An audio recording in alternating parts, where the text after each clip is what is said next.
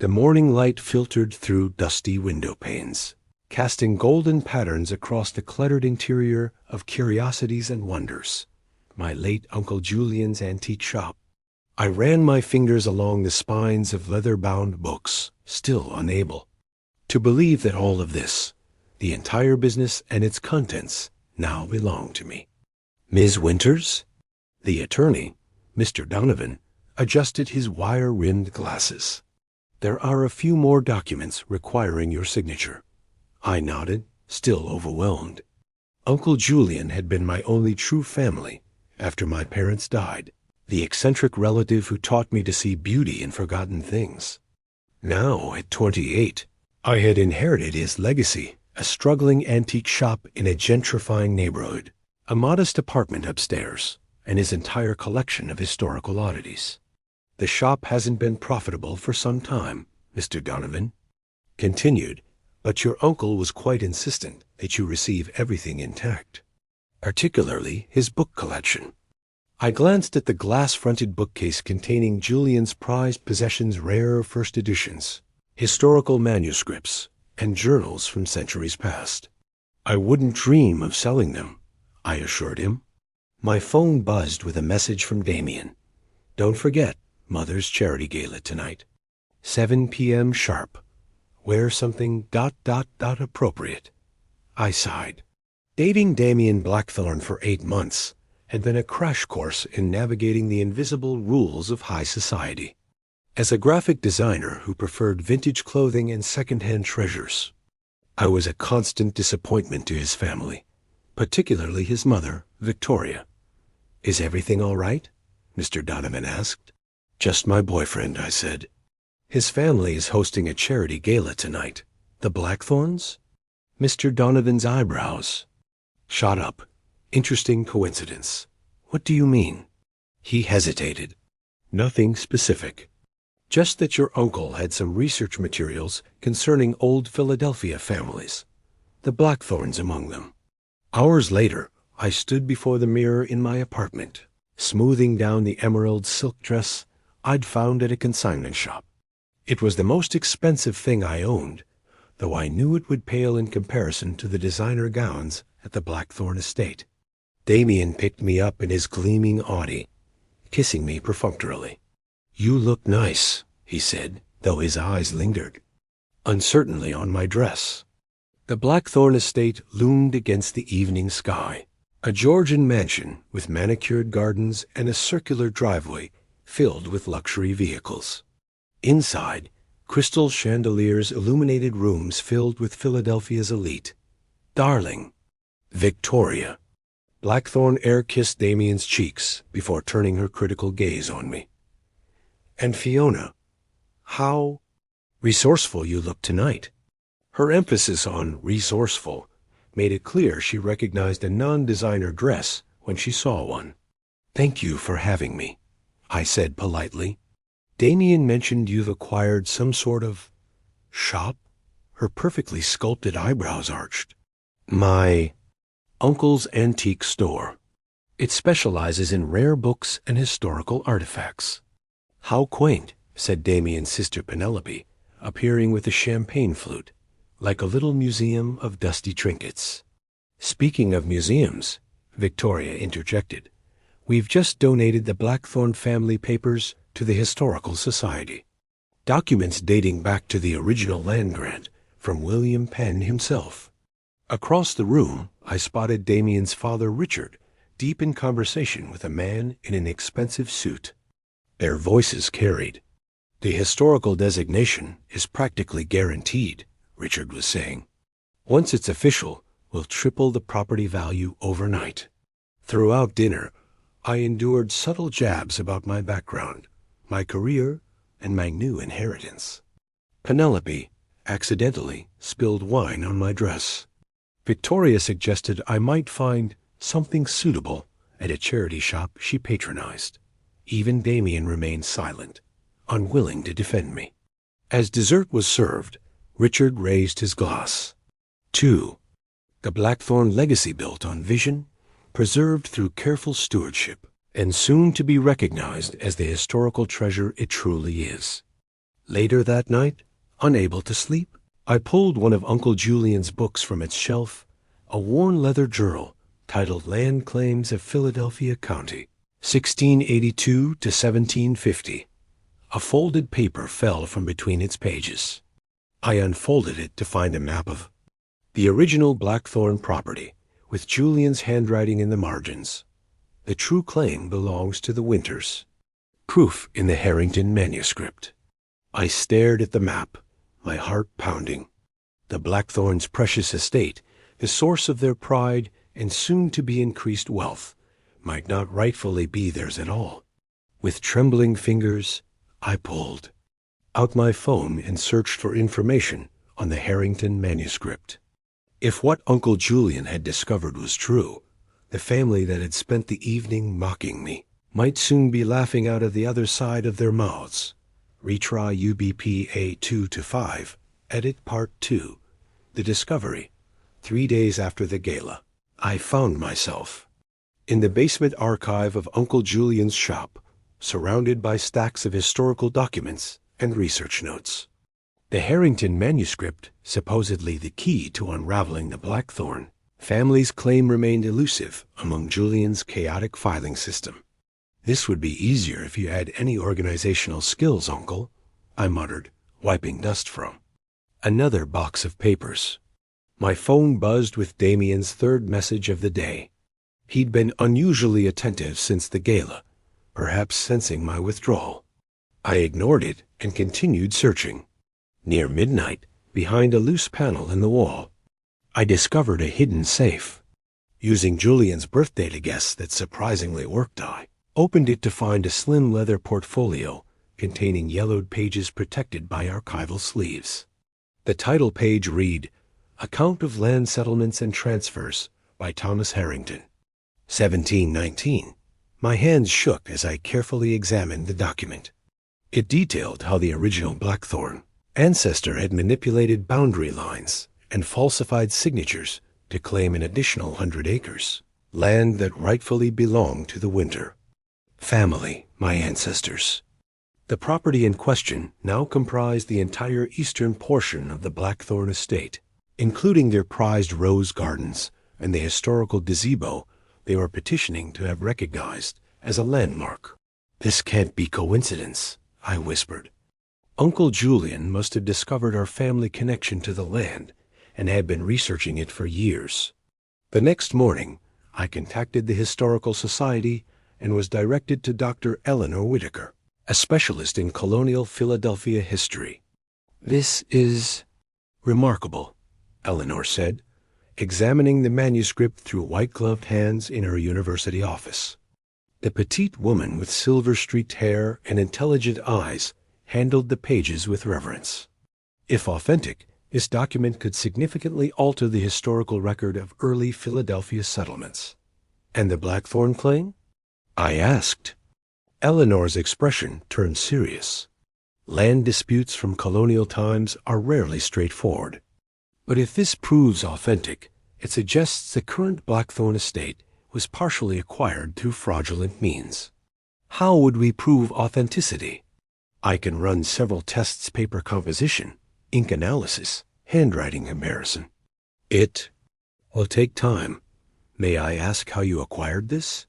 I explained about Uncle Julian and my recent inheritance, careful to omit my connection to the Blackthorns through Damien. "Your uncle contacted me about 6 months ago," Eleanor revealed. "He mentioned potentially significant findings regarding early Philadelphia land grants, but he never shared details before his passing. I'm sorry for your loss." As I left Eleanor's office, Penelope Blackthorn stepped out from behind a column in the hallway. Her perfectly highlighted hair framed a face tight with suspicion. "Fiona, what a surprise finding you here." Her tone suggested it was anything but. "Shopping historical artifacts to the university? Perhaps you're more entrepreneurial than Mother gave you credit for." "Just researching my family history," I replied evenly. "How fascinating. Damien mentioned your shop is full of ... curios. Perhaps I should visit sometime." "You're always welcome," I lied, heart pounding. 2 weeks passed in a blur of research. Then cataloging. Eleanor confirmed the manuscript's authenticity and discovered additional documents supporting our case. Meanwhile, I kept Damien at arm's length, making excuses about being busy with the shop. One evening, a distinguished older gentleman entered Curiosities and Wonders just before closing. "Ms. Winters? Victor Hargrove. I'm an investor with a particular interest in historical properties." "We're not for sale," I said automatically. He smiled. "I'm not here to buy your shop. I'm here because of the Harrington manuscript." I froze. "How do you know about that?" "Eleanor Whitaker is an old friend. She mentioned your discovery discreetly, of course. I believe I can help you leverage what you've found." "I'm not looking to blackmail anyone," I said carefully. "Blackmail?" "No." Victor shook his head. "I'm talking about historical justice. The Blackthorns are using their supposedly distinguished history to secure tax benefits and grants for their property. If their claim is based on historical theft, that should be corrected." He handed me his business card. The Blackthorns had been systematically erasing less convenient parts of Philadelphia's history for generations. "This isn't about money, Ms. Winters. It's about truth." After he left, I noticed a text from Damien. "Dinner at my parents' tomorrow. Father wants to discuss something important. Wear the blue dress I bought you." The Blackthorn dining room felt colder than I remembered, despite the summer heat outside. Richard Blackthorn sat at the head of the table, Victoria to his right, while Damien and I occupied one side and Penelope the other. The tension was palpable. "We've heard you've been making inquiries at the Historical Society," Richard stated without preamble, his fork and knife poised over his barely touched salmon. I met his gaze steadily. "I'm researching my family history." "A noble pursuit," he replied with a thin smile. "Though I understand your focus has been rather specific." Victoria dabbed her lips with a napkin. "Darling, we simply want to ensure there's no confusion. The Blackthorn historical records are quite comprehensive." "And exclusive," Penelope added pointedly. "What exactly are you implying?" I asked. Richard set down his cutlery. "We're offering to help. The Historical Society can be quite bureaucratic. As major donors, we could facilitate your research in the proper direction." The threat beneath the offer was clear. They would control what I found. "That's very generous," I replied, "but I prefer independent research." Later, as Damien drove me home, he finally spoke. "You should accept their help, Fiona. Father doesn't extend such offers lightly." "Is that what this was? An offer?" "They're trying to include you." It felt more like they were trying to contain me. Damien sighed. "You don't understand how things work in certain circles." "Oh, I'm beginning to understand perfectly." The next morning, I met with Victor Hargrove and Eleanor at a quiet cafe. Eleanor spread several documents across the table. "We've confirmed the Harrington manuscript's authenticity beyond doubt," she said. "Moreover, I've found corroborating evidence in 3 separate archives." Victor nodded. "The Blackthorns are accelerating their historical landmark application. Once approved, it becomes much more difficult to challenge ownership. So, what's our strategy?" I asked. "Three-pronged approach," Victor replied. "First, we file our own historical documentation with the Land Commission. Second, we submit a competing landmark application based on the true historical significance, the wrongful appropriation of Winter family land. Third, we approach the Blackthorns directly, offering a reasonable resolution." "They won't negotiate willingly," I warned. "That's why timing is crucial," Eleanor added. "Their garden party is next weekend, the annual showcase of their property to Philadelphia Society and historical preservation officials." Victor smiled. "The perfect opportunity to present our case with witnesses." Throughout the week, I immersed myself in preparations, Working with legal advisors, Victor introduced me to while maintaining the appearance of normal shop operations. I avoided Damien's calls until he appeared at the shop on Thursday. "What's going on, Fiona?" he demanded. "You're avoiding me." I studied his familiar face, wondering if I'd ever really known him. "I've been busy." "Too busy for your boyfriend?" "Father thinks you're hiding something." "Does he? Or do you?" His expression hardened. "I defended you to my family. I told them. You weren't after anything. Is that what they think? That I'm some gold digger? What else should they think? You suddenly inherit this shop and start investigating my family's history? Perhaps I'm just curious about the people who've made me feel inferior at every opportunity." Damien ran a hand through his hair in frustration. "You're being paranoid. Just come to the garden party on Saturday. Show them you're still committed to this relationship." After he left, I called Victor. "The plan is on. But I'll need something specific for Saturday." Saturday morning dawned bright and clear. I dressed carefully in a vintage Chanel suit, another treasure from Julian's collection, perfectly preserved, and arranged to meet Victor and Eleanor near the Blackthorn estate. A small team of historians and legal representatives would arrive separately. As I approached the ornate gates of the property, I carried only a small portfolio containing copies of the Harrington manuscript and our filed legal notices. The weight of 3 centuries of historical injustice seemed to rest within those few pages. Victoria spotted me immediately. "Fiona, how unexpected. Damien mentioned you might be too busy to attend." "I wouldn't miss it," I replied with a smile. "After all, I have a deep interest in the historical significance of this property." Her eyes narrowed slightly. "Indeed? Then perhaps you'd enjoy a private tour of the gardens. Richard is about to give a presentation to the Historical Preservation Board representatives." "Perfect timing," I said. "I have something they should see as well." Part 4.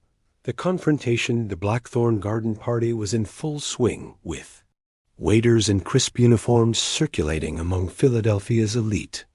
String quartet music floated through the air as guests admired the famous rose gardens and the century-old gazebo at the center of the eastern lawn, exactly where the Harrington manuscript indicated the original boundary line had been falsified.